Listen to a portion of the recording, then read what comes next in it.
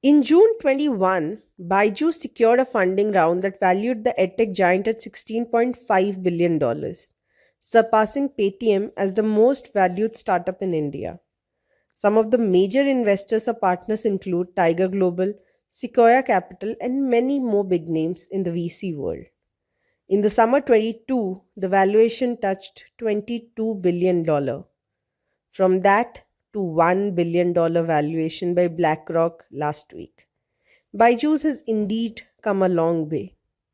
Imagine the company which was the first in Asia to receive an investment from the Chan-Zuckerberg Initiative. In March 2017, a case study on BYJU's was featured in Harvard Business School's curriculum. That was a case study based on the success of the most valued edtech company, one that quickly grew into one of the world's largest edtech companies and one of the top 5 most valued private internet companies in India. There was a flood of funding, and BYJU's went on acquiring others as part of its expansion strategy. This, however, is not the success story. This is the story of how the dominoes started tumbling. Though we'll tell you at the end that all is not lost. If you've not subscribed to our channel, please do that and hit like if you like the video. Also, press the bell icon to never miss an update from FinMom. So, BYJU's, which is based in Bengaluru, had already offices in California, which is proof enough that the company's vision was always global. But like they say, with great power, read funds, comes great responsibility. But BYJU's wasn't even responsible enough to appoint a CFO until late 23. Its auditors, Deloitte Haskins and Sells, resigned because they were unable to conduct audit as the financial statements were never provided to them. And after much ado, when the company finally published its financial records for 21-22 in November 23, all was not well. Along with the auditors, 3 non promoter board members had already resigned without furnishing any reasons. But we do know the reasons, right?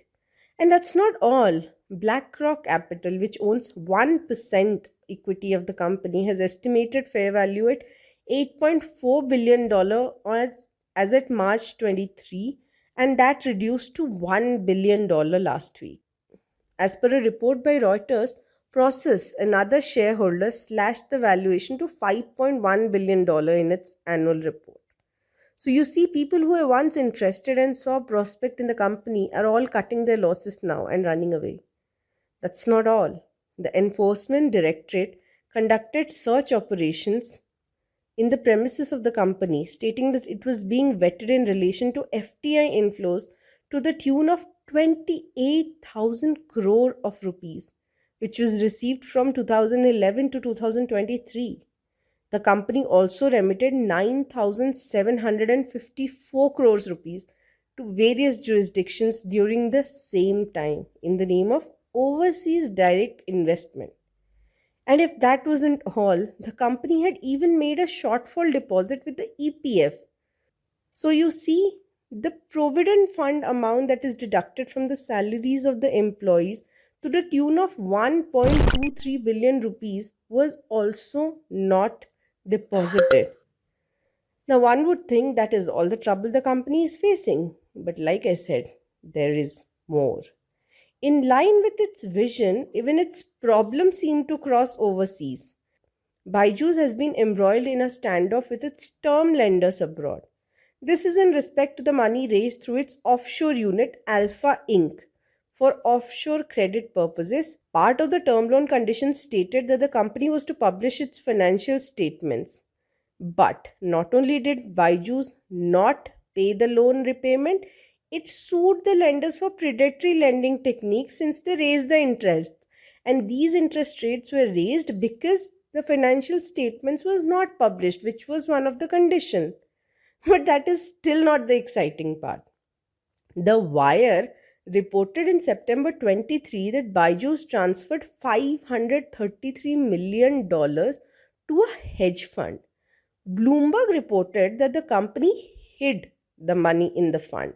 The fund, interestingly, noted its place of business at an address which houses a IHOP restaurant in Miami's Little Havana area. Alpha Inc.'s lawyer stated that there were no restrictions on the movement of money or maintaining cash collateral. In fact, they were protecting the money from predatory lenders. I can actually hear Ponzi and Madoff bowing their heads in awe.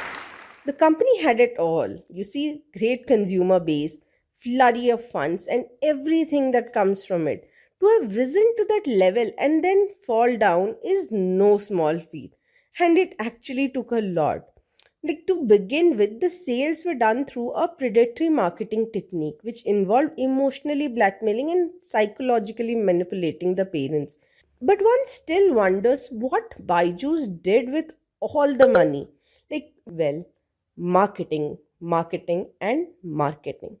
Just to provide context, Byju's business promotion expenses stood at 2,250.9 crores in 21, while the combined marketing expenditure of Unacademy, Vedantu, and Upgrad put together stood at 793.5 crore.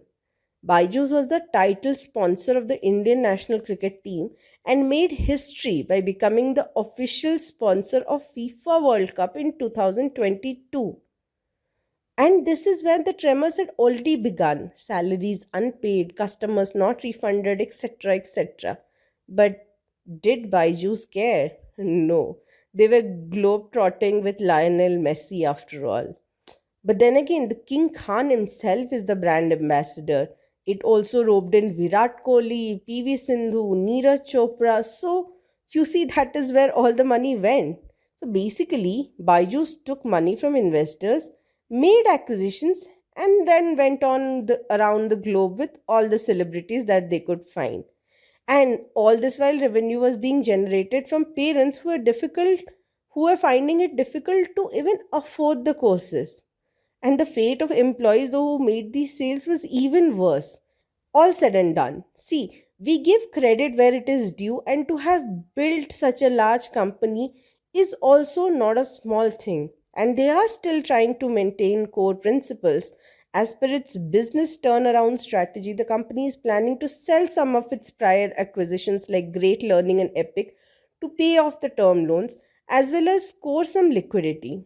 This will also help the company focus on its original area, bringing in TV Mohandas Pai, former CFO of Infosys, and Rajneesh Kumar, former chairman of State Bank of India, into a newly created advisory board council are also steps in the right direction.